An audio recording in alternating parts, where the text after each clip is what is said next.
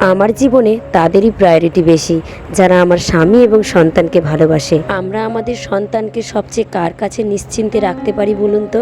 মায়ের পরে একটি সন্তান যার কাছে নিশ্চিন্তে থাকে সে হলো দিদা। তবে আমার জীবনে আরেকজন আছে। যখন ছোট ও প্রতিটা বাচ্চার মতো রাতে কান্না করত, আর একটা বাচ্চা হওয়ার পর আমাদের প্রতিটা মায়েরই ক্লান্ত লাগে। তখন রাত জাগতে পারতাম না। ওর বয়স তখন 14 বছর মতো হবে। তখন ও আর মানিক রাত জেগে মাম্মামকে রাখতো।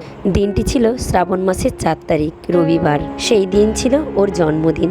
আর মাম্মামকে দেখতে পাচ্ছেন কত খুশিও। যাকে নিয়ে এতগুলো কথা বললাম তাকে নিশ্চয়ই দেখতে ইচ্ছে করছে অথবা জানতে ইচ্ছে হচ্ছে যে সে কে। আর তার সমস্ত আবদার অধিকার এই মামা মামির কাছে। সে হলো আমার ভাগ্নি। অবশ্য আমি ওকে ভাগ্নি কম, মেয়ের চোখেই দেখি। জন্মদিনের একটা ছোট্ট সারপ্রাইজ ওর জন্য। সারপ্রাইজটা গতকাল রাতেই দিতাম। মানিক কাল রাতে অনেক রাত করে দোকান থেকে বাড়ি ফিরেছে, তার জন্য ওকে আর সারপ্রাইজ দেওয়া হয়নি। ওই যে দেখতে পাচ্ছেন, এই হলো সেই মানুষটা, আমার বড় মেয়ে। 20 মাস আগে ওর বিয়ে হয়েছে। কাজের সূত্রে ও থাকে ব্যাঙ্গালোরে। বেশ কয়েকদিন আগে ও এসে আমায় সারপ্রাইজ দিয়েছে। আমি জানতামই না ও আসবে, তবে মানিক জানতো। হঠাৎ করে একদিন সকালবেলায় হাজির। যতই ভিডিও কলে অথবা ফোনে কথা বলি না কেন, সামনাসামনি দেখতে পেয়ে ও নিজেকে ধরে রাখতে পারেনি।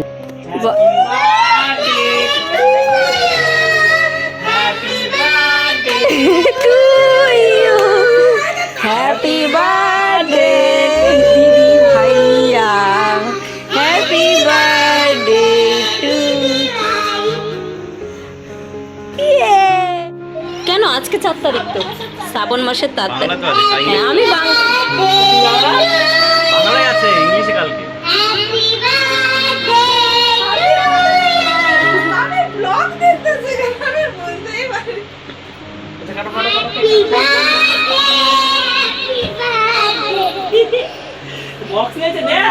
আজ তো শ্রাবণ মাসের 4 তারিখ, রবিবার। বাংলা মাসের আজ ওর জন্মদিন, তবে ওরা ইংরেজি মাসের তারিখ ধরেই করে। সেই অনুযায়ী কাল ওর জন্মদিন। মানিক যখন কাল রাত 1:30টার সময় বাড়ি আসলো, ওকে বললাম যে আজ শ্রাবণীর জন্মদিন। ও হ্যাঁ, আপনাদের তো বলাই হয়নি ওর নাম কি।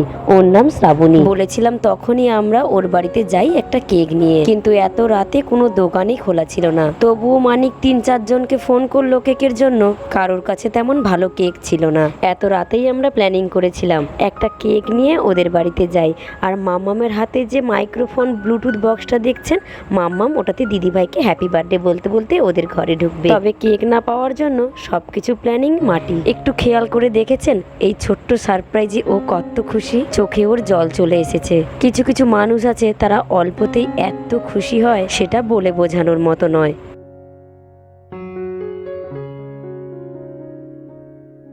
এই যে ও হলো আমাদের জামাই। ওকে তো আমার একটা পোস্টে আপনারা দেখেছেন। এরা মামা ভাগ্নি দুজনেই পিটোপিটি। শ্রাবণী বিয়ের আগে বেশিরভাগ সময় আমার কাছেই থাকতো। আমার জামা কাপড়, শাড়ি, সাজগোজের জিনিস সবকিছুর উপর ওর একটা অধিকার ছিল।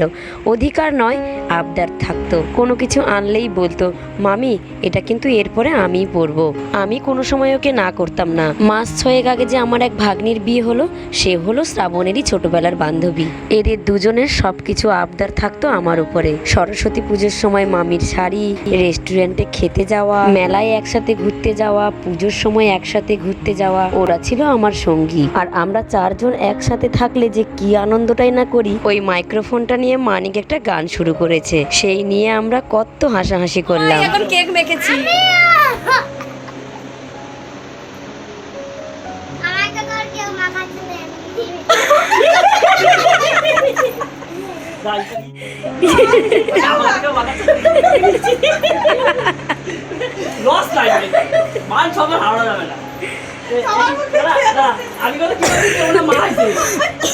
আনন্দ মজা করে যতটা আমরা কেক মাখি, কেক মাখার পরে কোনো একটা জিনিস দিয়ে মুছে সেই জিনিসটাকে কেমন করে ধোবো সেটা নিয়ে চিন্তায় থাকি। তাই কোনটা দিয়ে মুছবো তার জন্য দুবার ভাবতে লাগে। মাম্মাম যেমন তার দিদিভাইকে দেখে খুশি হয়, জুলিও কিন্তু তার দিদিভাইকে দেখে খুব খুশি হয়। ওর এইসব জিনিস খেতে মানা, তবে দিদিভাইয়ের জন্মদিনে একটুখানি কেক খেলে কিচ্ছু হবে না।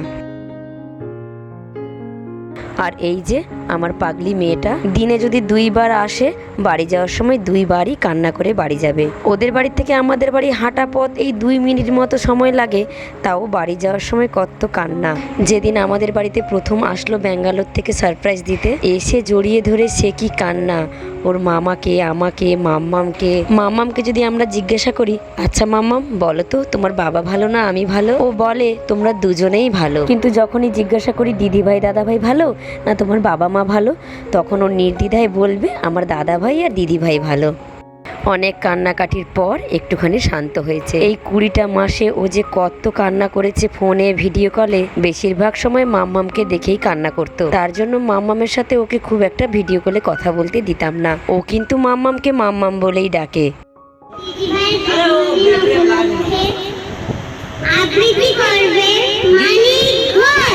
দিদিভাই জন্মদিন উপলক্ষে আবৃত্তি। যখনই ও ব্যাঙ্গালোর থেকে ফোন করে মামামের সাথে কথা বলতো, তো মামামকে জিজ্ঞাসা করতো মাম্মাম তোমার জন্য কি নিয়ে যাব। ও সবসময় বলতো দিদি ভাই আমার কিচ্ছু লাগবে না, শুধু তুমি এসো তাহলেই হবে। তারপর একটাই কথা, দিদি ভাই তুমি কবে আসবে। আর যখনই বলতো এই তো কদিন বাদেই আসবো, দিদি ভাইয়ের আসার কথা শুনে মাম্মাম যে কি খুশি হতো। মাম্মাম যতটা তার দিদি ভাইকে ভালোবাসে, দিদি ভাই ঠিক ততটাই মাম্মামকে ভালোবাসে। তাহলে আজকের ব্লগটা এই পর্যন্ত, দেখা হচ্ছে পরের একটি ব্লগে। ভালো থাকবেন, সুস্থ থাকবেন।